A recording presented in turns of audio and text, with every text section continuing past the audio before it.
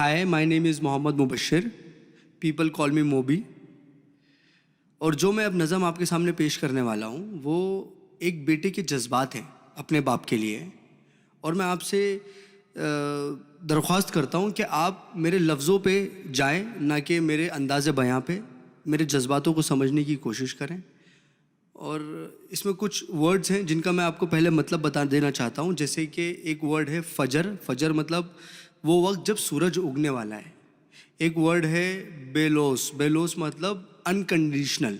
सो जब ये मतलब I will recite this poem तो you will get to know about these words. और पोएम जो है, जो नज़म है मेरी, वो इस तरह शुरू होती है कि नन्ही सी आंखें और मुड़ी हुई उंगलियां थी, ये बात तब की है जब दुनिया मेरे लिए सोई हुई थी। नन्ही सी आंखें और मुड़ी हुई उंगलियां थी, ये बात तब की है जब दुनिया मेरे लिए सोई हुई थी। नंगे से शरीर पे नया कपड़ा पहनाता था, ईद वीद की समझ ना थी पर फिर भी मेरे साथ मनाता था। घर में खाने के वांदे थे पर एफडी में पैसा जुड़ रहा था, और उसके खुद के सपने अधूरे थे पर मेरे लिए बुन रहा था। ये बात तब की थी जब दुनिया मेरे लिए सोई हुई थी। वक्त कटा, साल बढ़ा, पर तब भी सब अनजान था, मैं फिर भी उसकी जान था। बिस्तर को गीला करना हो या फिर रातों को रोना, एक बाप ही था जिससे छीना मैंने उसका सोना था। सुबह फजर तक गोदों में खिलाता, झूलों में हिलाता, फिर दिन में कमाता, शाम में चला आता, कभी खुद से परेशान, कभी दुनिया का सताया था। एक बाप ही था जिसने मुझे रोते हुए हंसाया था। अल्फाजों से तो गूंगा था मैं, पर वो मेरे इशारे समझ रहा था। मैं खुद इस बात से हैरान हूं आज कि कल वो मुझे किस तरह पढ़ रहा था। अब्बा तो छोड़ो यार, अभी आ भी निकला ना था, पर वो मेरी हर फरमाइशों को पूरा कर रहा था, और मैं भी उसके लाड प्यार में अब ढलने लगा था। घर से वो निकल ना जाए, अब उसके कदमों पे नजरें रखने लगा था। और मुद्दे तो हजार थे बाजार में उसके पास, पर कब ढल जाएगा सूरज उसको इसका इंतजार था। और मैं भी दरवाजे की चौखट को ताकता रहता था, जब होती थी दस्तक तो वॉकर से झांकता रहता था। देख के उसकी शक्ल में दूर से चिल्लाता था, जो भी इशारे मुझे आते थे उससे उसे अपने करीब बुलाता था। वो भी छोड़ छाड़ के सब कुछ मुझे सीने से लगाता था, कभी हवा में उछालता था, कभी करतब दिखाता था मेरी एक मुस्कान के लिए। कभी हाथी कभी घोड़ा बन जाता था, और सो सकूं रात भर सुकून के साथ, इसीलिए पूरी रात एक करवट में गुजारता था। इसीलिए पूरी रात एक करवट में गुजारता था। पर वो बचपन शायद अब सो चुका था, और मैं जवानी की दहलीज में कदम रखने लगा था। उसकी कुर्बानी को उसका फर्ज समझने लगा था।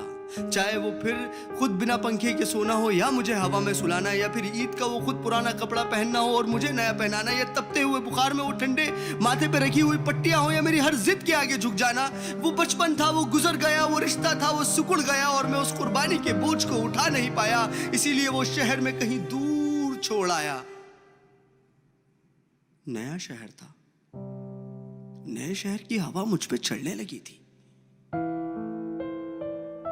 अपने बाप की हर नसीहत मुझे एक बचपना लगने लगी थी। काम जो मिल गया था, पैसा जो आने लगा था, क्या जरूरत है बाप को, ये सोच मुझ में पलने लगी थी। और उधर मेरा बाप बेचैन था मेरी याद में कि कुछ रोज तो घर आजा बेटा, बस यही था उसकी फरियाद में। और मैं उससे हिसाब लेने लगा था जो दुनिया का कर्जदार बन चुका था। क्या जरूरत है तुम्हें अब्बू इतने पैसे की, अब ये सवाल करने लगा था। अब घड़ी का कांटा फिर पलट चुका था। कल तक मैं किसी का बेटा था, आज किसी का बाप बन चुका था, और हसरतों का स्वेटर मैं भी बुनने लगा था। कल क्या करेगा मेरा बेटा, मैं भी यही सोचने लगा था। अब दुनिया में ना उससे कोई आगे था, ना कोई अपना था, सब पराया था, बस वही एक सपना था। तब मुझ में एक जज्बात उमड़ने लगा था, जिस जज्बात से मैं हमेशा अनजान था कि कल क्या गुजरी होगी मेरे बाप पे। अब मुझे ये समझ आने लगा था, बेलोस मोहब्बत की मूरत होता है बाप। जो लफ्जों में ना बुना जाए और कलमों से जो ना लिखा जाए, वो होता है बाप। जो रोते हुए को हंसा दे और खुद को माजूर बना के तुम्हें खड़ा कर दे, वो होता है बाप। और ये एक मैसेज पूरी आवाम के लिए कि एक रोज तुम्हें एहसास जरूर होगा कि मसरूफ तुम थे, उम्र दराज वो होगा। एक रोज तुम्हें एहसास जरूर होगा कि मसरूफ तुम थे, उम्र दराज वो होगा। जिसकी उंगली का सहारा पकड़ के चला करते थे, आज वही छड़ी का तलबगार होगा। और जिसके सदके में जी रहे हो आज, कल वो ना रहे तो क्या होगा। पर अभी वक्त बचा है कुछ खास तुम्हारे पास, तब तक जब तक बाप का साया तुम्हारे साथ होगा और जन्नत के तलबगार हो तो सीने से लगा लेना, क्योंकि वही कल जन्नत का सरदार होगा।